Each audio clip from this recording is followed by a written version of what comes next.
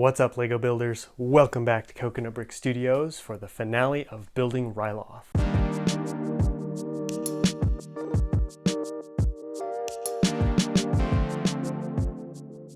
I feel like I say this every time I do a mock building finale showcase video, but I'm really excited to show you guys today's mock. Ryloth took me about 4 weeks to build, so it's not a massive mock, but it's definitely pretty big compared to some of the smaller mocks I've done in the past. Fun fact about this mock, this is the largest freeform mock I have built to date, and I actually really enjoyed it. I had a lot of fun kind of constructing my own base plate and really deciding what I wanted the terrain to look like. So make sure to let me know down in the comments if you think I should do more freeform mocks like this in the future. But that's pretty much everything I want to tell you guys about Ryloth, so let's go take a look.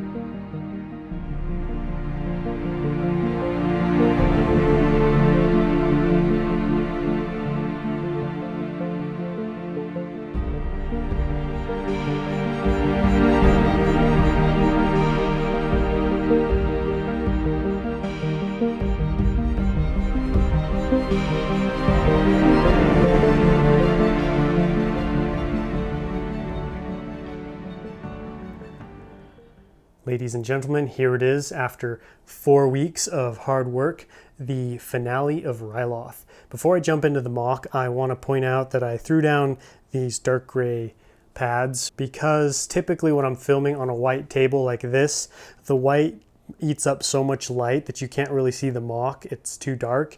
But if I turn up the brightness on my phone, then the table is way too bright and it glows and it just messes with the video. So let me know if these dark gray pads help you guys see the mock better and helps with making a clearer picture. Now on to my favorite part of any LEGO finale, and that's telling you guys the story of what's going on here. So that's Obi Wan Kenobi right there. He has brought his 212th Attack Battalion onto the planet of Ryloth. They're revisiting a place that was in Season 3 of the Clone Wars, Episode 3 to be specific, Supply Lines.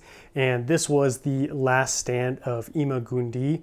Him and his clone troopers held this narrow canyon entrance right here against a large force of droids so that a bunch of Twi'leks were able to flee to safety in that direction.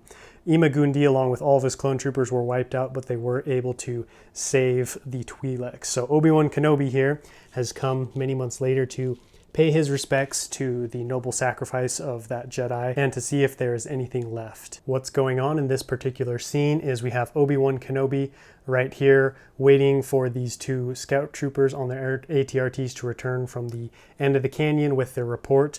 And then we have a squad of clones over here, and then a squad of clones over here kind of securing the area. Now that you guys kind of understand the story and what's going on, we're going to take a look at some cool techniques and details that I put into this mock. This is my largest freeform mock to date. And for anybody who's unfamiliar with the term freeform, that means instead of building on a LEGO base plate, like a gray base plate, blue or green, I built my own base plate out of plate. And I really like this because this allows for a very dynamic and very cool looking edge like this. As you can see, I used lots of slopes, lots of wedge plates, and just lots of plates of all kind. And this really helps you shape your mock and build it to the exact size that you need it to be. Probably the two most notable features on this mock are these two massive cliff walls. And these were on either side of this narrow canyon, and these are what really helped Ima-Gun hold off the droids for as long as he did, because they weren't able to flank them from either direction. I had a lot of fun building these, and these rock walls were great practice for when I build Utapau next month. And you guys may be wondering what the heck is going on up here up top. You can see it's lower in some areas than others. It's kind of a very staggered look. And I did this because I wanted to kind of represent or kind of explain the fact that this is not the top of the cliff. So the cliffs go on much higher, and I wanted them to kind of fade out of view. So it was almost like there was mist or fog right here. You know how something slowly fades away until you can't see it anymore. So that's what's going on there. That was on purpose. Let me know what you guys think of that technique. I've only used it once before, and I'm kind of on the fence about it. I think it can look cool, but if there's any way I can improve that, make sure to let me know down in the comments. Down here on the terrain floor, we have some of my favorite details. and little techniques that I did, and that was burying these droid bodies. So we have the body of a B2 super battle droid right there. You can see part of a body and an arm sticking out of a B1 battle droid, and then we have a head partially exposed of another battle droid. I thought this was really cool how that turned out, because, you know, this was a battlefield, and basically the dead droids were just left there, and they have slowly been buried by wind and time and the sands and all that. So they're only partially exposed. We also have a little bit of a droid arm right there. This was a very fun technique. If you guys are interested how I did that, you can check out, I think it was week 3 of building Ryloth, maybe week 4, I'm not sure. Either one of those will show you how to do that. And then over here on the back side, we have kind of the clone side of the battle.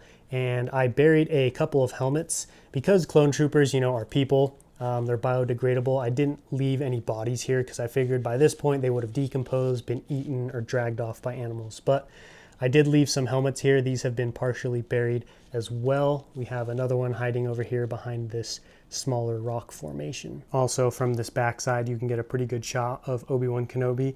You can see he's kneeling down on the ground. He just barely picked up Ima-Gun's lightsaber, and he's waiting for these clone troopers on the ATRTs to come back and let him know what else was down this canyon. And if you're interested to see those, as how I did those as well, those will be in the same episode as the droid parts. Now, as for these rock formations right here, I'm not really sure what they're supposed to be. They were in the scene in the show, and so I decided to include some of them. Some of these are a lot shorter than the other ones, and that's because I figured during the battle they had some pretty heavy armor. On the droid side, there were a couple of AATs, so I thought some of these pillars probably had to have been destroyed or knocked down. As far as foliage goes, we don't have a whole lot.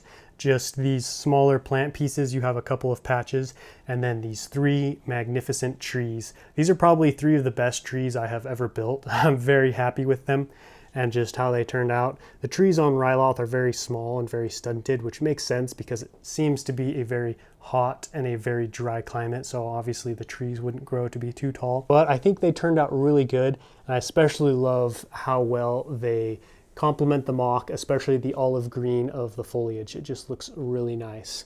And then actually the olive green of the foliage, it just looks really nice. And then over here we have one of my favorite trees. And then over here we have this awesome tree growing out of the side of the cliff. Another huge thank you to Doc Sampson for this idea. He said maybe I should have a tree growing out of the side of a cliff. And I think I did a pretty good job of getting it to protrude out. You can see it's just a little tree. Obviously something that's growing out of the side of a cliff wouldn't be able to get too big, or else its weight would pull it out. But I think it turned out pretty cool, and I'll be excited to use that technique again in the future. One last little detail over here, we have my custom animal. This is a sandhorn, native to the planet of Ryloth, and you can see one of the clone troopers is trying to make friends with him by feeding him a little cookie. So that wraps up this finale video. Make sure to let me know what you guys think of this MOC down below in the comments. Put a lot of time and effort into making all the different techniques and details, so hopefully you guys were able to learn something too, something that you guys can incorporate in your own MOCs. If you guys think of anybody who would like to see something like this, make sure to share this video, make sure to hit the like button, and subscribe if you're new to the channel. I'm hoping we can get this video to 1,000 views, guys, so let's see if we can do it. I hope you guys enjoyed this MOC. I had so much fun building this MOC. This is probably one of my favorites I've done. I think it turned out really good and just looks really cool, and I got to use some of my favorite colors of pieces, that being the dark tan and olive green. I just think they look really good and they're really fun to work with. I want to give a huge thank you to all of you guys who have been watching this building series, especially commenting, liking the vids, sharing, subscribing. I really appreciate it. Your guys' support means so much. I also really appreciate the feedback and comments I got from you guys. A lot of what was on the MOC was shaped by feedback, comments, suggestions, ideas, so I really do appreciate that. You guys helped make this MOC turn out as good as it did. I'm interested to know what you guys think about this size of MOC, so it's kind of in between what I typically do. I started out doing the 1-1-2 base plate MOCs and then jumped into the larger, 4-8 base plate MOCs, and this is kind of in between, and I really enjoyed this size because it took me a decent amount of time to build, enough that I was able to throw together a little building series for you guys, but it didn't take up, a few months. It didn't cost me a ton of money. So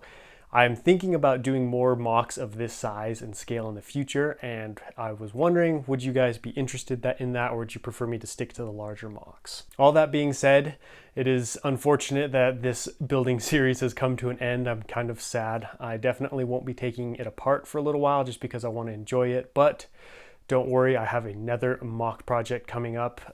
In a couple of weeks, I'm going to be streaming a MOC build with you guys, but I'll explain more about that later. Thanks so much for watching this video, everybody. If you liked it, don't forget to leave me a big thumbs up and comment down below. And if you're new to the channel, please consider subscribing so you don't miss out on any future content. But until next time, happy building.